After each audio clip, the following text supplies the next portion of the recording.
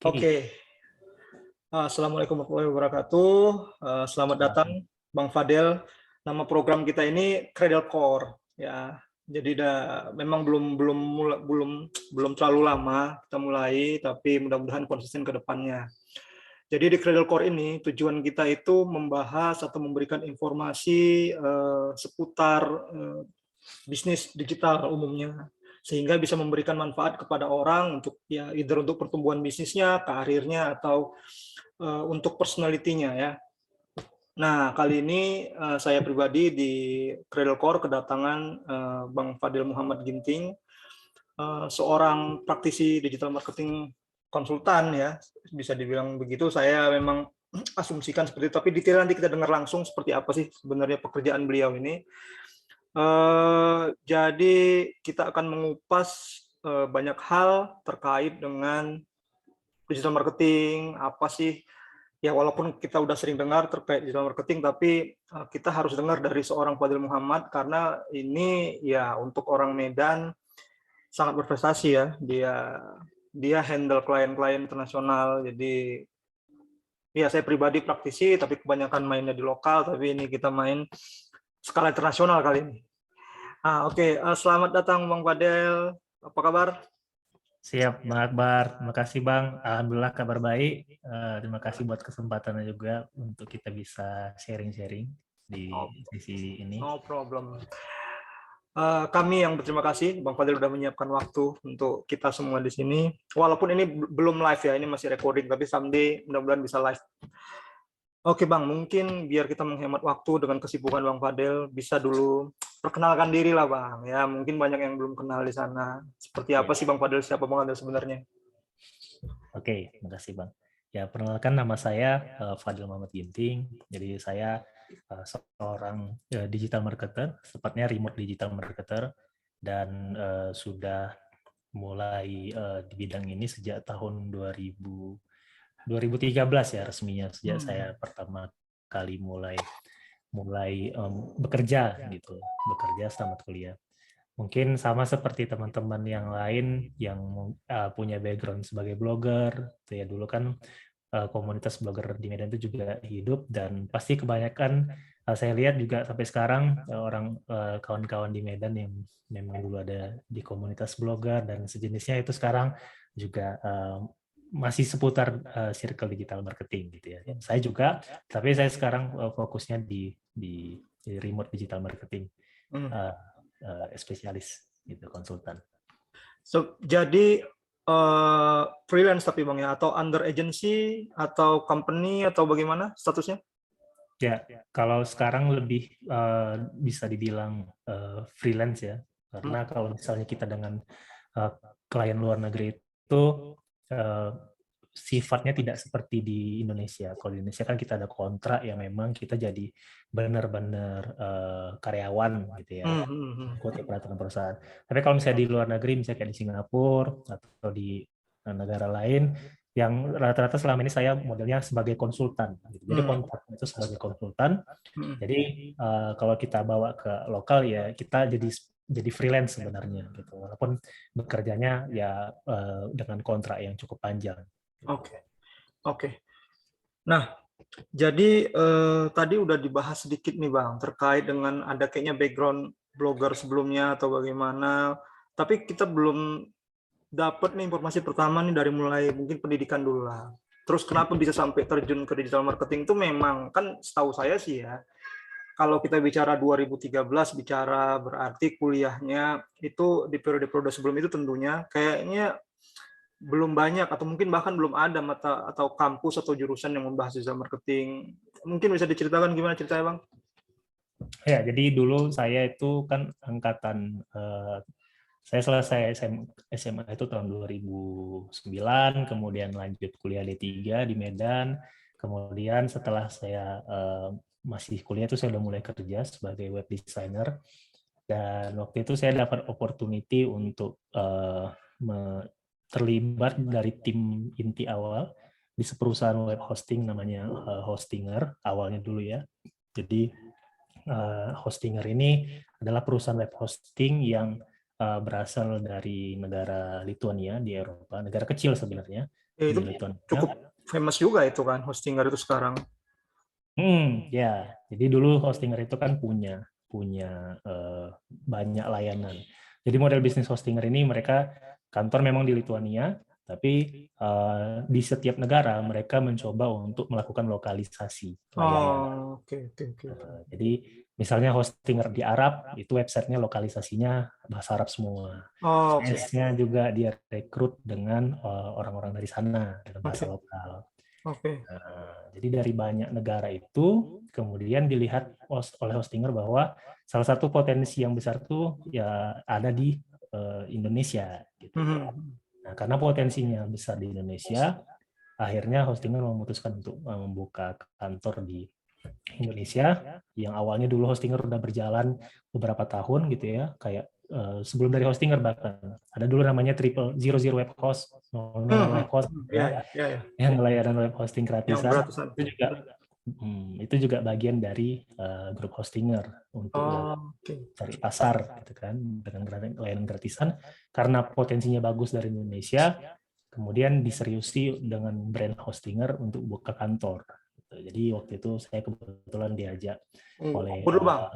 Sorry, sebelum jauh. Tadi ceritanya ini kenapa bisa Hostinger milih Abang? Abang yang apply atau gimana? Dan kuliah di mana tadi by the way? Oh ya, saya dulu di Politeknik LP3I. Oh, oke. Nah, P3I. D3, Terus? selesai saya 2012.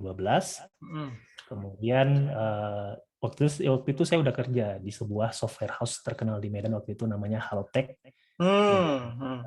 Ya Halotek ya. Jadi rata-rata programmer Medan dulu banyak yang dari situ aja boleh gitu. Saya kerja di Halotek, jadi web designer. Waktu itu juga sebenarnya udah mulai remote ya, walaupun masih masuk kantor karena klien yang kita handle kan ada juga yang dari luar, dari Belanda, ada juga yang lokal kayak PDAM gitu. Oke. Nah itu awal saya bekerja, kemudian waktu itu kan mulai cari-cari informasi ya. Mulai cari-cari informasi pekerjaan lain, kemudian saya coba iseng-iseng daftar, ketemulah Hostinger. Dan ternyata di situ saya baru tahu bahwa ada salah satu kakak kelas saya. Nah, kakak kelas saya itu dulu yang memang ternyata dia udah kerja di situ. Oh, oke. Jadi itu sejarah awal sampai bisa ke Hostinger. Nah, oke. Selanjutnya itu masih belum terekspos dengan digital marketing kan? Lebih ke posisi mana itu waktu itu? Belum. Masih ngerti blogging, AdSense. Nah itu kayak dari kawan-kawan komunitas blogger lah. Nah, masih cuma dengar-dengar, tapi memang nggak cuman ya ngeblog biasa aja, ngeblog biasa. Belum ada pengetahuan atau kacamata monetisasi kayak Google AdSense gitu ya. Paling tahu digital marketing, tahu aplikasinya gimana, tahu, tapi nggak fokus ke situ. Baru setelah salah satu bagian yang saya syukuri dalam hidup itu sebenarnya gabung di Hostinger. Karena di situ saya belajar mulai dari nol kecil, nol besar lah gitu ya. Memang waktu itu kan waktu di fase remote itu sebelum buka cabang di Indonesia, Hostinger itu cuma punya 2 orang timnya. Satu namanya ya, sahabat saya Mas Wayan Cahyono, itu orang Solo, dialah orang pertama Hostinger Indonesia sejak yang tim tunggal lah waktu itu. Kemudian baru lagi salah satu sahabat saya di Ananda. Nah, Bang Ananda ini kakak kelas saya waktu di SMK Telkom di Medan. Kita bisa bilang dia orang kedua gitu. Nah, kemudian begitu saya masuk di Hostinger, waktu itu permintaannya adalah harus buat kantor. Jadi kita ada opsi pindah ke buka kantor di Jakarta atau Jogja. Nah, akhirnya terpilih Jogja. Alasannya pertama karena murah, yang kedua karena Mas Wayan Cahyono ini yang orang pertama jagoannya Hostinger dulu tinggalnya di Solo. Jadi dekat ya? Dekat. Gitu. Betul, oke. Kita buka di Jogja. Nah, saya masuk berbarengan dengan CEO yang sekarang, itu sahabat saya juga, orang Medan juga, orang Johor, namanya Adi Lubis. Itu si Adi itu sekarang yang jadi CEO dari mungkin dari tahun 2014 atau 2015 ya dia udah Hostinger Indonesia. Iya, sampai sekarang. Nice info. Oke. Ya, jadi ada 3 orang Medan sebenarnya di balik Hostinger awal, 1 orang pemulung. Oke. Jadi, Gitu ya. Jadi kami udah kayak trio Batak lah di Jogja itu kan. Udah Ya, lengkap harusnya di kan. Medan dong, harusnya headquarternya ya untuk Indonesia, tapi malah di Jogja ya. Oke. Ya, gitu. Oke, jadi setelah itu baru karena kami cuma 4 orang awalnya, jadi ya semua dikerjain gitu Bang. Semua dikerjain, maka disitulah momentum saya belajar banyak. Gitu. Saya jadi technical support kemudian balasin chat. Waktu itu kan saya ada karena kerja itu kita cuma 4 orang, jadi fleksibel lah, nggak mikir jam kerja. Terus saya ngelihat ada peluang nyambung dari D3 ke S1, jadi saya kuliah lagi di Jogja, di Mercu Buana. Jadi saya ngambil kelas sore. Jadi pagi sampai sore saya kerja, sore sampai jam 8 malam itu saya kuliah. Habis kuliah saya balik lagi ke kantor, jawabin chat. Jadi dulu awal-awal kenapa chatnya lambat? Karena orangnya masih dikit. Adminnya lagi kuliah. Iya. Tapi kan juga dulu load-nya pun mungkin nggak seramai sekarang mungkin ya. Dulu load-nya banyak juga, tapi dari user gratisan. Gitu. Oke. Gratis banyak mau juga ya? Ya. Nah, untungnya dulu belum ada live chat, jadi masih pakai tiket di email. Oke. Nggak perlu real time. Nggak terlalu ketahuan lah ya kalau lagi kuliahnya. Lagi kuliah CS. Iya. Itu awal mulai sampai akhirnya kapan tepatnya terekspos dengan digital marketing, benar-benar berkarir lah ibaratnya. Iya. Di momen technical support itu, jadi kalau jalur karirnya technical support itu, setelah technical support dia idealnya akan jadi sistem administrator, sysadmin. Kemudian jadi yang masih terkait itulah gitu. Kemudian saya ngerasa saya tipe orang yang nggak bosan gitu kan. Nah itu terus, sementara pikiran saya udah berpikir lain, hal-hal lain untuk Hostinger, apa ya kira-kira bisa dibuat ya. Waktu di momen kita beberapa bulan di Jogja, kita udah berpikir harus ada layanan lokalnya Indonesia, tapi bukan Hostinger namanya. Nah itulah dibuat namanya sekarang nih Ghoster. Oke, gitu ceritanya. Jadi karena ada mau buat brand barunya Ghoster, nah artinya kan harus nyari sales di situ kan. Baru saya juga lihat, yaudah kita coba Facebook Ads dulu. Nah disitulah saya mulai belajar Facebook Ads 2013 akhir itu kan, dari Facebook ke yang lain-lain. Gitu. Jadi by the way, ini kayak Hostinger memang nutup layanan Indonesia, maksudnya dia nggak ada lagi cabang atau bikin kayak perusahaan baru jadi ada 2 di Indonesia? Ya, strateginya Hostinger itu hampir di seluruh negara, jadi diawali dengan memberi gratisan dulu. Hosting gratis. Kemudian pasti akan ada user gratis itu yang mampu bayar dan butuh layanan lebih. Nah itu dibuat Hostinger. Kemudian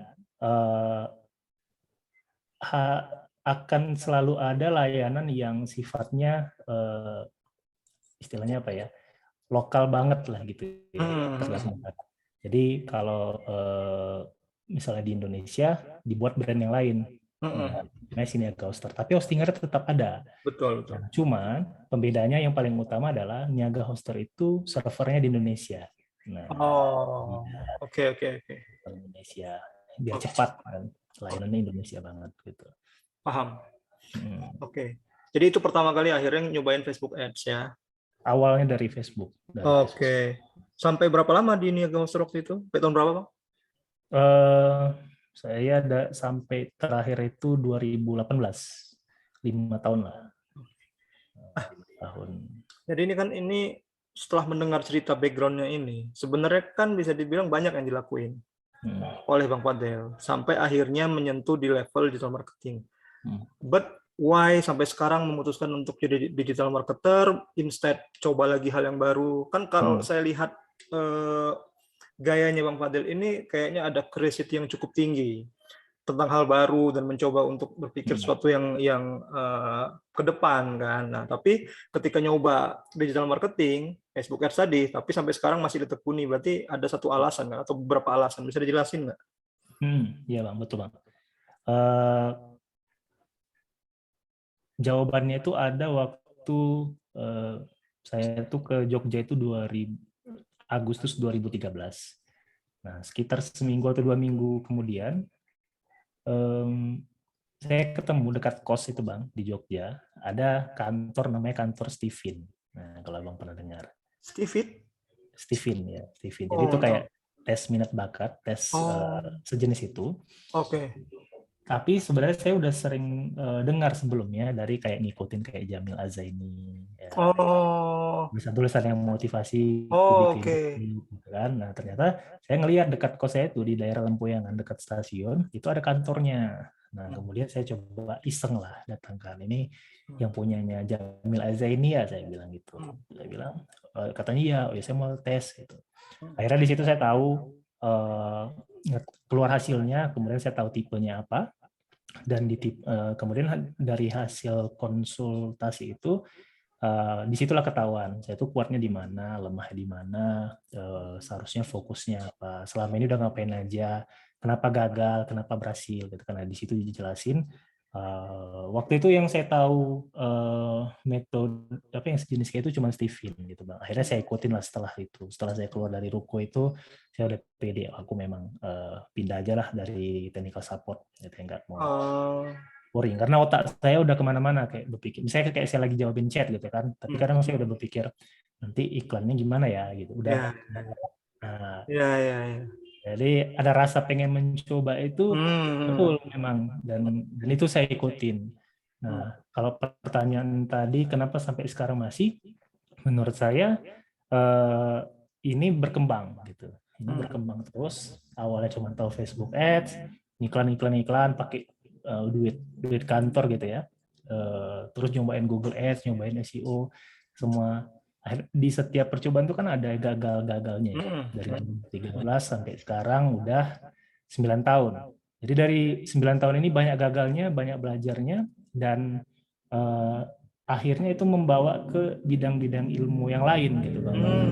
Karena kenapa iklan bisa gagal? Itu ternyata ya kalau iklannya hard sell ya mungkin nggak semua orang. Akhirnya berpikir, oh berarti apa yang perlu dipelajari? Pahami dulu marketnya. Gitu.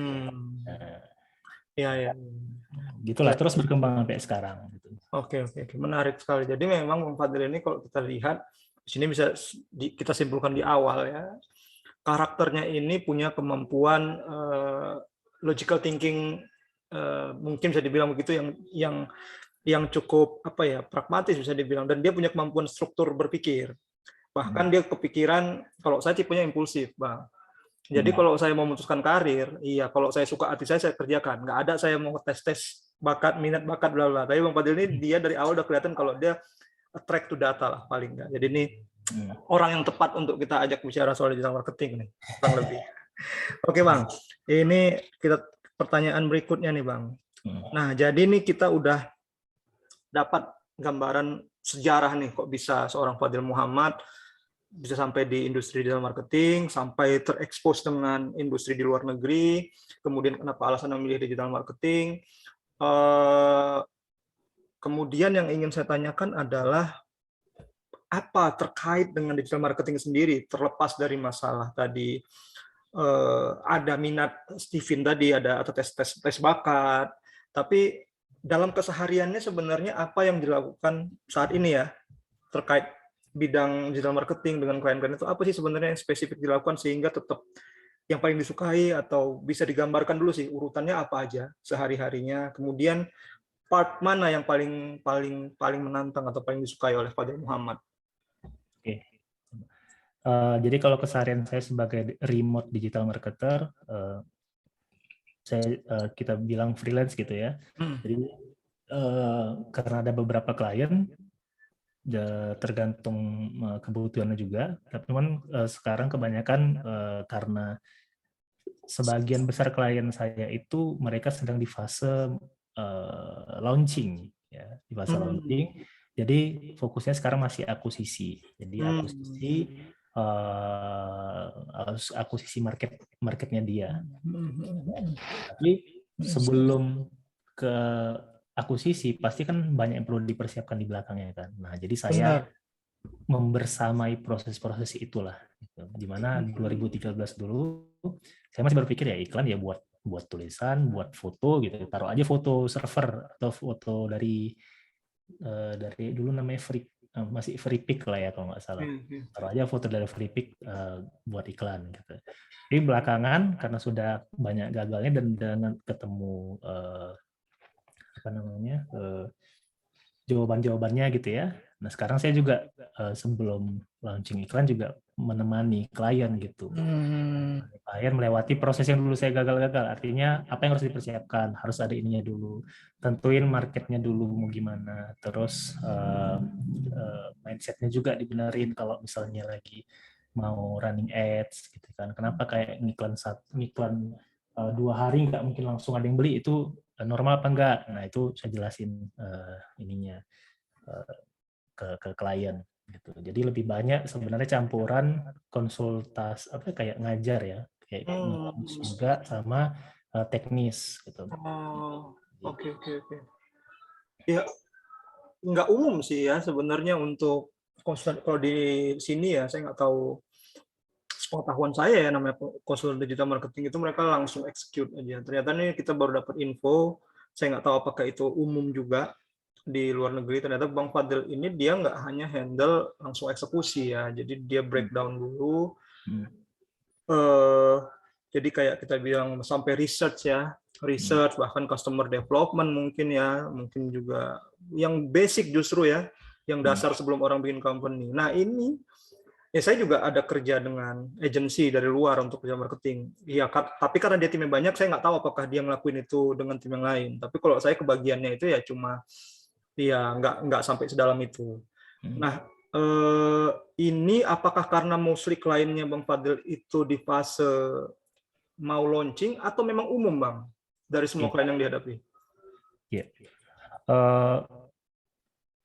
Awalnya sih saya memang cuma eksekusi. Jadi saya tanya maunya buat gimana, terus saya buat oke, kalau misalnya mau buat kayak gitu nanti budgetnya segini gitu kan.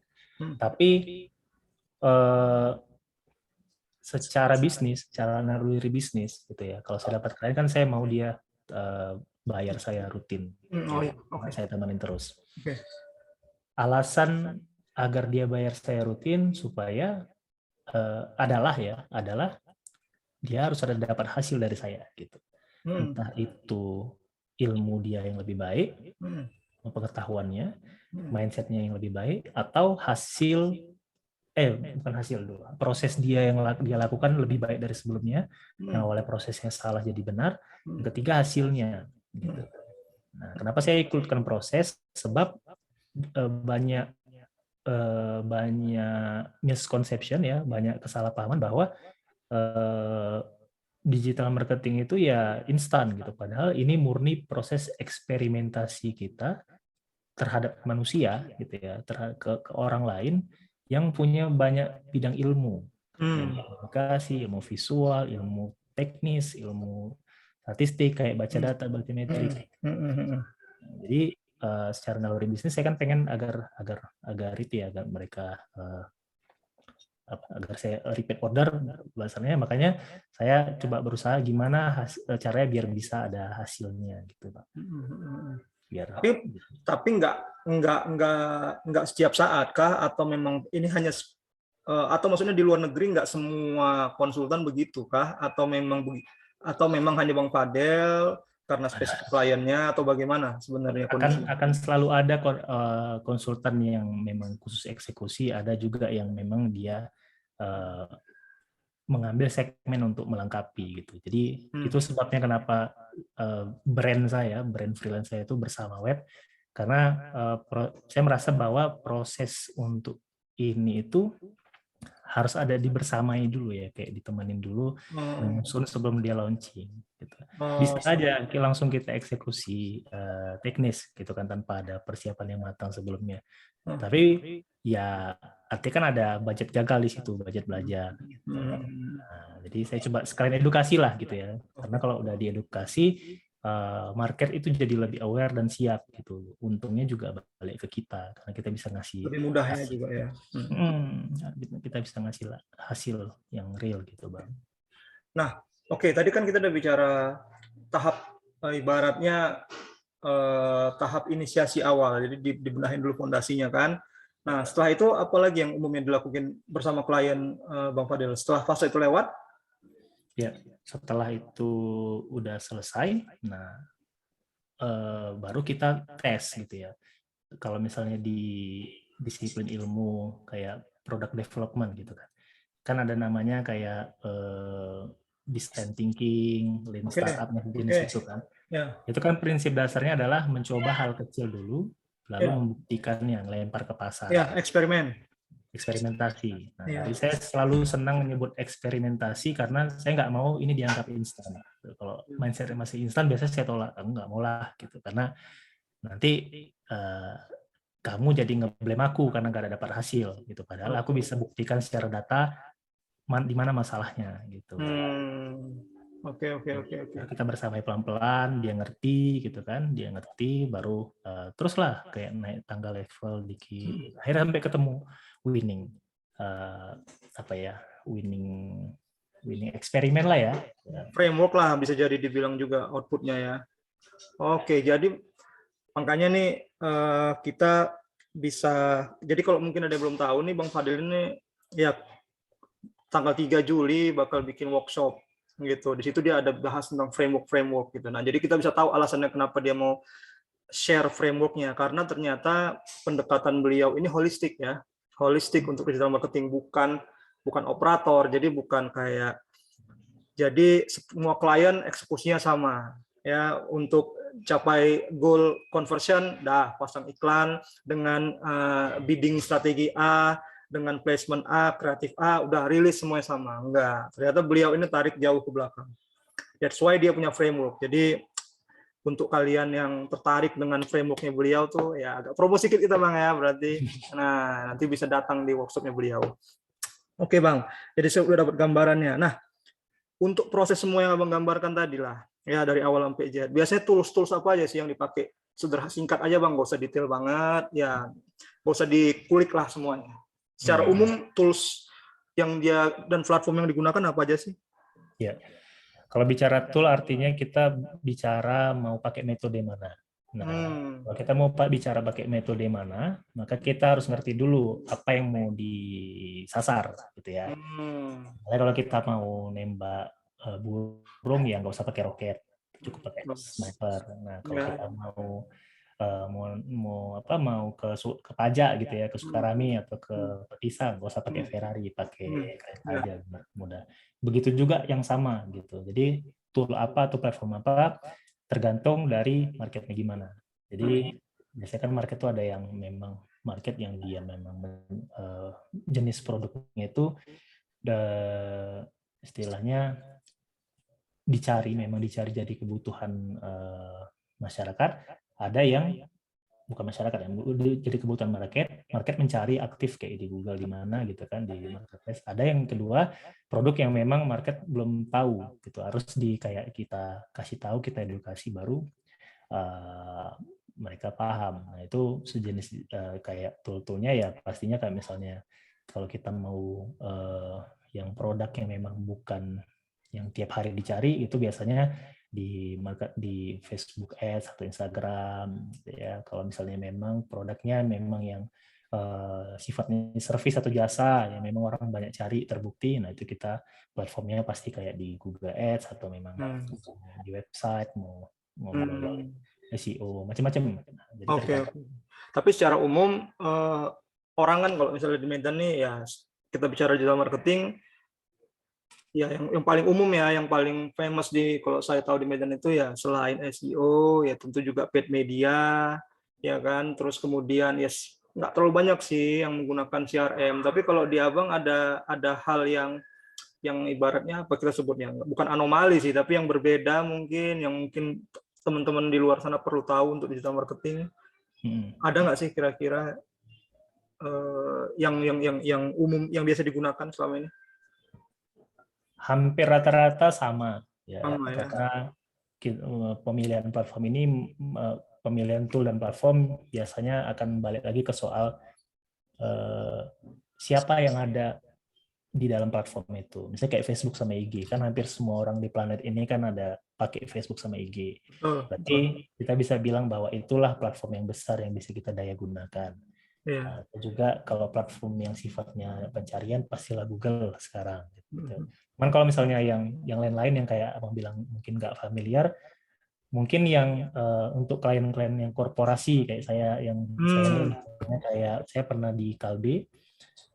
Jadi di Kalbe ada yang namanya kayak marketing automation gitu kan, misalnya kita udah daftar di aplikasi, kemudian nanti dapat seri-seri komunikasi via WA atau via kayak misalnya kita di aplikasi Tokopedia nih kan sering ada pop-up notif dari aplikasi kan, nah itu ada juga kayak pakai tool Mu Engage gitu, tapi itu biasanya yang bukan UKM ya, udah pasti ya. Gitu. Karena ya memang semakin besar dia, semakin banyak kebutuhan dan tools yang diadopsi. Memang kayak saya pun justru kebanyakan kalau karena kliennya base-nya di US itu mereka banyak pakai ClickFunnels dan CRM, pakai Zapier juga. Memang di Indonesia jarang sih. Jadi memang ternyata sama ya kasusnya, artinya kalaupun di tempat abang itu ya tergantung kliennya. Kalau dia skala kecil ya justru ya nggak butuh itu kan, jadi butuhnya yang sederhana saja. Oke, make sense. Jadi secara pengalaman nih bang, dari tahun berapa dengan handle mostly abang klien luar kan ya, bukan lokal. Nah biasanya umumnya itu apa sih sebenarnya kesalahan-kesalahan atau keluhan-keluhan mereka? Apa yang mereka abang dapatkan bahwa stereotipnya ini mereka punya problem di sini biasanya klien-klien itu? Ya, secara awam ini tentang pertama mindset sih paling banyak, mindset bahwa digital marketing ini proses instan gitu. Ya. Yang kedua adalah mindset. Oke, saya jelasin dulu yang pertama. Memahami bahwa proses ini instan.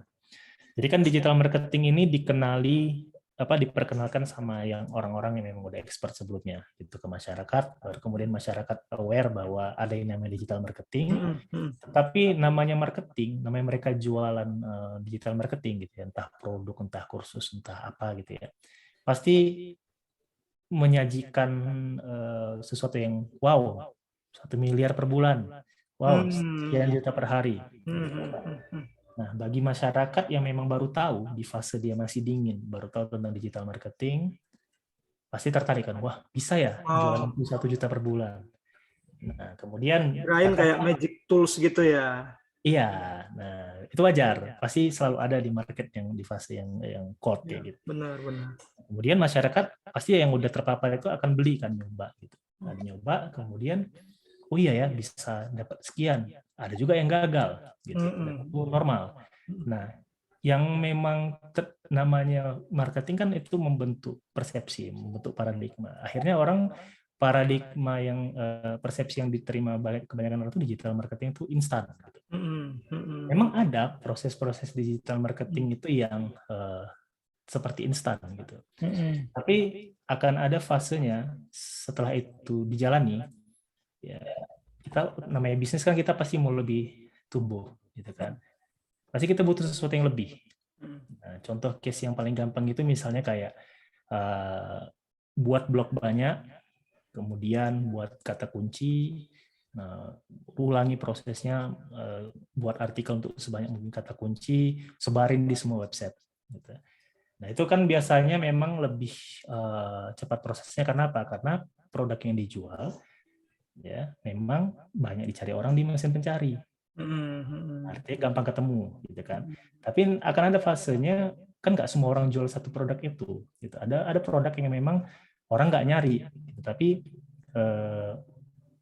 ditawarin, diedukasi baru orang beli, gitu kan. Jadi ada pasar di mesin pencari, ada pasar yang di selain mesin pencari ya, proses lain-lain gitu. Iya benar. Itu soal mindset instan dan itu normal, wajar, makanya edukasinya ya kita harapkan semakin banyak lah, khususnya di Medan. Yang kedua, memahami perilaku manusia sih kalau menurut saya. Ya, kalau misalnya dulu 2013 saya ngiklan aja, kemudian semakin lama, semakin banyak gagal, saya baru ngerti bahwa ya kita nggak bisa buat semua orang jatuh cinta pada pandangan pertama selalu gitu. Masih butuh interaksi. Kayak abang lah, misalnya jumpa sama saya kan mungkin abang katakan abang CEO atau pemilik perusahaan, nggak mungkin kita jumpa pertama abang langsung percaya sama saya gitu kan, perlu beberapa kali interaksi. Banyak kan sih itu. Benar. Tapi kalau dari kayak misalnya demand-nya sendiri, dia misalnya gini, aku mau digital marketing, tadi kan mindset-nya kan instan juga. Tapi mereka ada kayak spesifik, kayak rata-rata goals yang diinginkan apa, KPI yang mereka targetkan apa, atau tools yang mau spesifik. Aku mau pakai tools ini aja gitu-gitu. Ada nggak sih kalau di luar sana? Atau enggak? Ada. Jadi memang yang dia udah ngerti, paling nggak dia udah pernah jalanin digital marketing sebelumnya, tapi dia mau improve gitu kan. Misalnya dia kayak tadi dia udah jalan iklan sekedar iklan gitu. Atau dia udah buat website tapi websitenya dibiarin. Karena dia ya begitu website dibuat langsung rame, padahal kan enggak. Jadi saya juga kebetulan memang sengaja menyediakan yang untuk jasa untuk bantuan teknisnya juga gitu. Jadi saya yang ngerjakan, kamu terima beres. Nah, itu ada juga yang kayak gitu dan hampir di mana-mana selalu ada. Oke, siap. Menarik sekali. Jadi artinya sebenarnya mungkin bagi sebagian digital marketer di Indonesia mungkin secara skills juga nggak kalah sebenarnya kalau kita bicara eksekusi. Tapi yang perlu kita ingat di sini untuk para digital marketer ataupun bisnis di luar, bahwa digital marketing itu nggak hanya tools itu aja. Ada pendekatan yang holistik. Kalau kita mau bicara tentang market yang lebih global gitu. Jadi, dan yang kedua yang saya tangkap di sini adalah sebenarnya nggak terlalu complicated juga sih klien-klien di luar. Mungkin tinggal kita gimana nguasain bahasa, terus sama kepercayaan diri. Jadi bukan berarti kayak problematiknya lebih kompleks. Memang ada beberapa tipe klien, kayak saya bilang tadi, klien yang saya handle karena dia mungkin sudah terbiasa ya, dia pakai tools yang kompleks, yang panjang dia journey-nya gitu. Tapi secara umum saya dengar sih enggak juga, sama aja dengan klien lokal, cuma beda mindset-nya ya gitu. Jadi itu yang bisa kita tangkap saat ini. Kemudian Bang, saya mau nanya nih Bang, untuk para, ya kita anggap mostly sih ya, mudah-mudahan ada yang dengar pemilik bisnis ataupun digital marketing pelaku, kira-kira selama menurut Abang tips dan triks yang paling ideal itu ataupun hal-hal yang banyak salah dipahami oleh para pelaku itu apa sih yang bisa kita terapkan untuk mengadopsi digital marketing yang benar gitu. Ya, oke. Kebetulan saya ada buat catatannya, ini saya izin. Oh, perfect.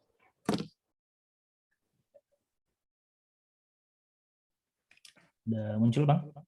Sip, mantap. Oke. Nah, jadi bicara tips dan trik gitu ya. Pertama itu lebih dari sekedar iklan, lebih dari sekedar promosi buat blog, buat banyak artikel, buat SEO, buat YouTube, buat sosmed, posting di feed ya. Menurut saya yang perlu dipahami pertama adalah kalau kita tarik dari pengalaman hidup kita sebelumnya gitu ya. Kita kan punya teman-teman ya dari zaman SD, SMP, SMA, kuliah, sampai kerja, sampai sekarang gitu ya. Tapi dari segitu banyak orang yang kita kenal dan kita pernah ketemu, pasti tidak akan semuanya kenal sama kita atau ngerti siapa kita atau pernah ngobrol sama kita atau paling nggak tahu tentang kita gitu ya. Jadi kalau misalnya saya bisa analogikan, kita contohnya kayak nyari istri deh misalnya ya, kayak nyari pasangan. Kita punya 1.000 kawan, kita 1.000 orang kita kenal gitu selama hidup dari SD sampai kuliah kayak sekarang gitu kan. Kemudian di antara 1.000 itu pasti akan ada 100 orang, contoh ya, paling nggak ada 100 orang yang setidaknya cukup dekat sama kita atau kita kenal baik gitu, di Facebook tadi mana. Dan di antara 100 orang itu pasti ya paling enggak ada yang 10 yang pernah jadi sahabat kita, setidaknya minimal gitu ya. Nah, kemudian kenapa mereka bisa dari sebanyak itu cuma 10? Mungkin karena itu 10 orang ini yang paling relevan sama kita, value-nya, frekuensinya kena, enjoy ngobrolnya, paling cocok, paling klop gitu ya. Punya kesamaan frekuensi. Ya, katakanlah 10 wanita kalau misalnya nyari pasangan katanya. Nah, tapi kalau misalnya konteksnya kita mau nyari pasangan, kita mau melanjutkan hidup dengan dia, paling nggak kan kita harus milih kan, kita kerucuti lagi pilihannya. Akhirnya ketemulah 3 orang yang paling punya kriteria cocok sama kita. Nah, in the end kita cuma akan convert 1 orang gitu ya. Convert 1 orang yang jadi istri atau yang jadi suami. Gitu. Nah, jadi dalam market juga akan seperti itu. Gitu. Akan ada orang yang nggak akan langsung suka sama kita, sama yang kita tawarkan produk kita. Akan ada orang yang dia begitu ngelihat iklan kita, dia udah langsung, dia oke ya, aku tahu nih, aku ini cocok nih, bagus gitu. Tapi belum tentu itu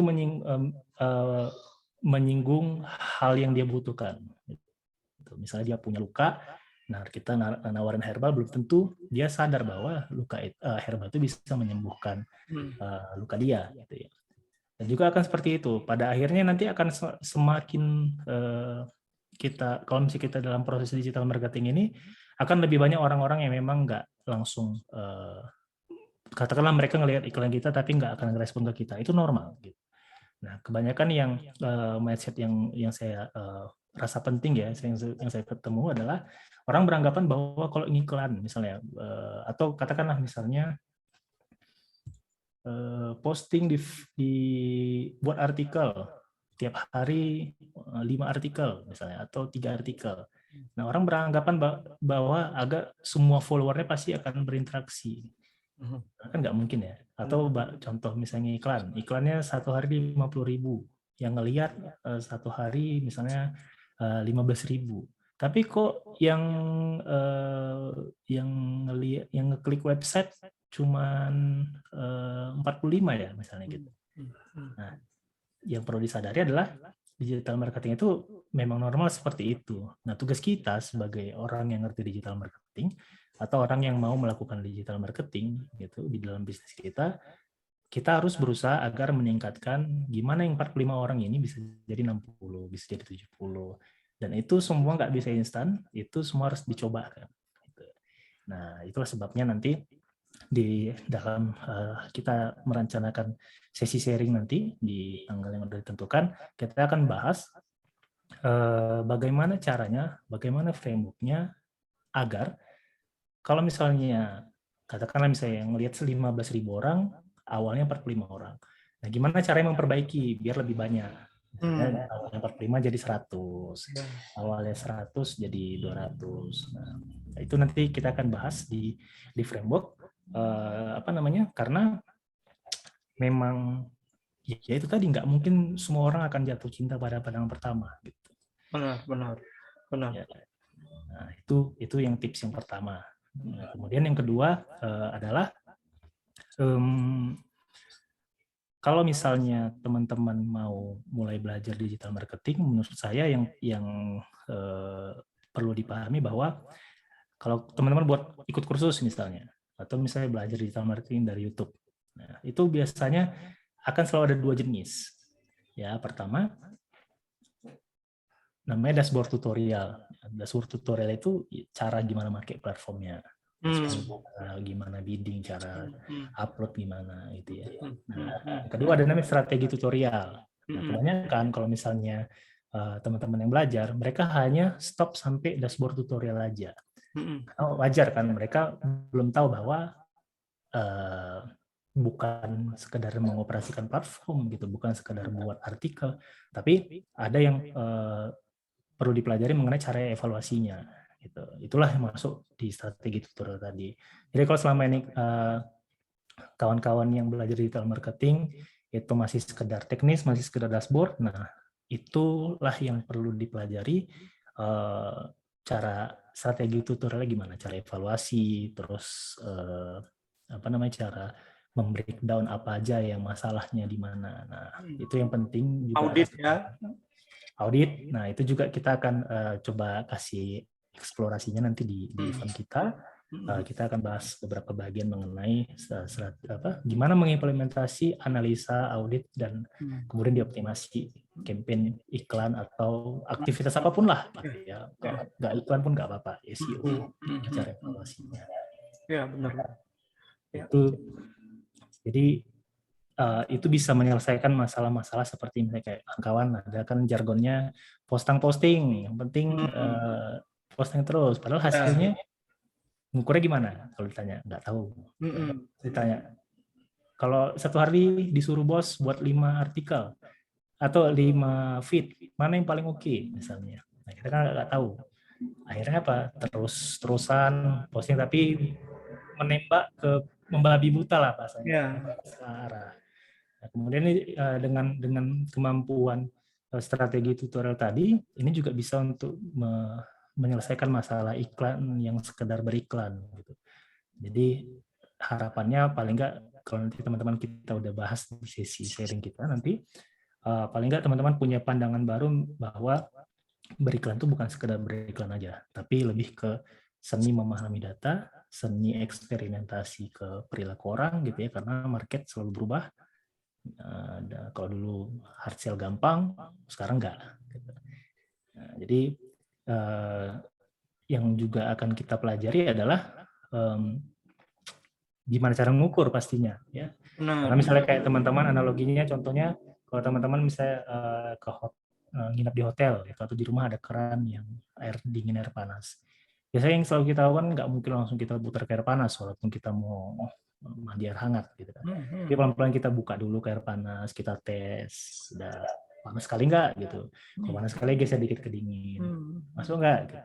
Nah, mirip seperti itu, tapi dalam digital marketing ada prosesnya, ada caranya gitu untuk kita ngukur sampai dapat yang fit.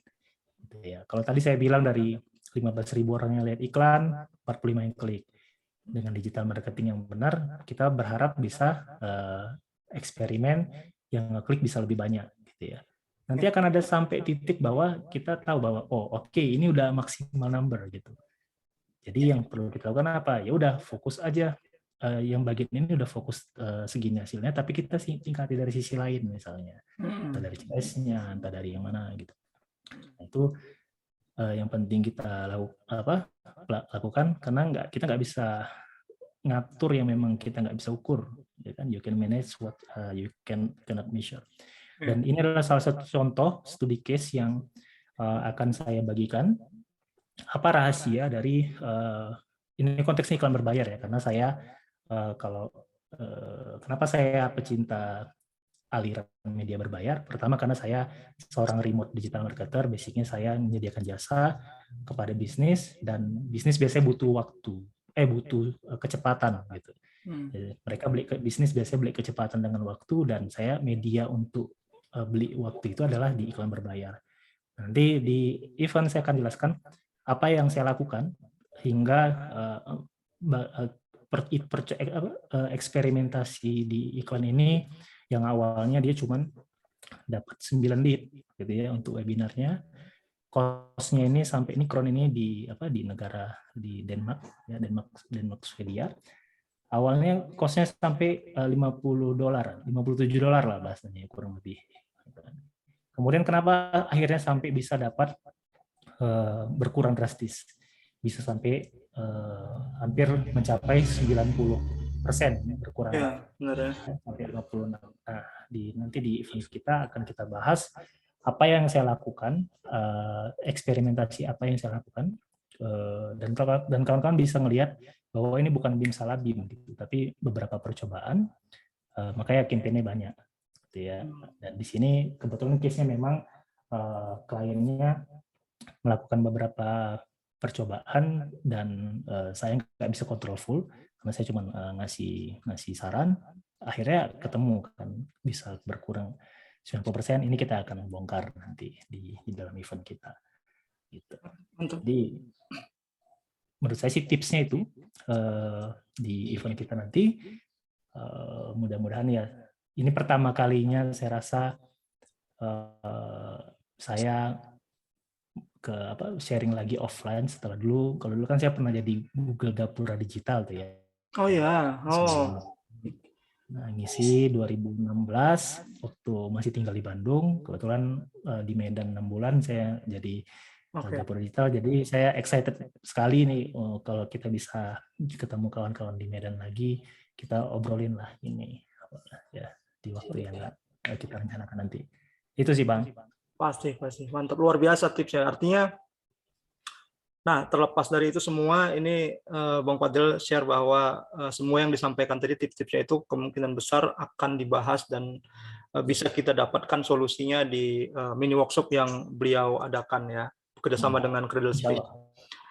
Nah, jadi dari apa Abang bilang tadi tipsnya, saya sepakat karena saya sih memang yang nggak seberpengalaman Bang Fadel, tapi memang saya juga melakukan, saya praktisi di industri yang sama, jadi saya sering juga ngobrol sama, saya start digital marketing tuh Bang sama tahun-tahunnya, tapi bedanya saya nggak konsisten. Jadi sempat bikin digital agency, terus pindah ke startup. Di startup itu sempat lama, tapi walaupun startupnya terkait marketing juga, cuma nggak jadi praktisi lah, nggak berhubungan dengan klien. Tapi dari dulu sampai sekarang pun, yang saya ingat persepsinya itu masih sama kayaknya. Sebagian besar ya, saya nggak bilang semua orang praktisi ataupun bisnis. Yang pertama tadi kayak instan, itu sepakat tuh bahwa sampai sekarang pun masih ada bisnis yang berpikir bahwa kalau saya pasang iklan, return-nya langsung gede dalam kurun waktu singkat gitu. Nah, kemudian di karangan para pelaku pun saya sepakat bahwa masih berpikir ya digital marketing itu all about paid media and SEO. Gitu. Jadi kalau kita bicara digital marketing, mungkin yang paling umum dilakukan ya saya nggak tahu sih teman-teman, beberapa di Medan tuh saya sering dengar SEO, social media marketing dan paid media. Tapi yang paid media pun sebenarnya ya hanya pasang aja tadi kayak Abang bilang tadi ya.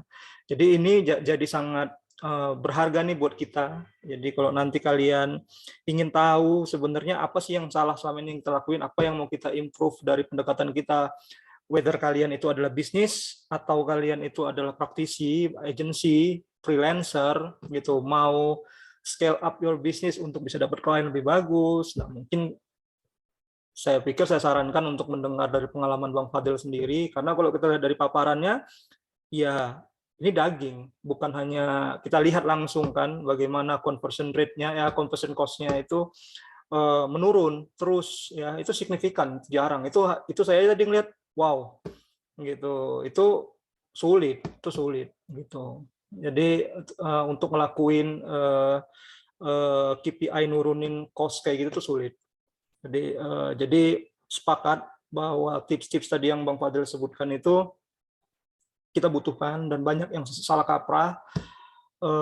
Terlepas daripada itu yang saya simpulkan nih dari pembicaraan dengan Bang Fadel ini adalah kalau kita mau bisnis digital marketing, sebisa mungkin kita ikutin yang pendekatan Bang Fadel itu ya, kita harus paham bukan hanya tentang tools saja tadi, tapi as a bisnisnya itu lebih holistik, lebih integrated tentang bagaimana dia punya market seperti apa, apakah dia udah benar atau enggak. Kita harus ngelakuin audit, jadi bukan langsung tiba-tiba nyemplung, bakal sukses enggak. Karena pasti bakal sulit Bang ya, untuk kita nggak bisa tahu kenapa yang ini sukses, kenapa yang ini gagal.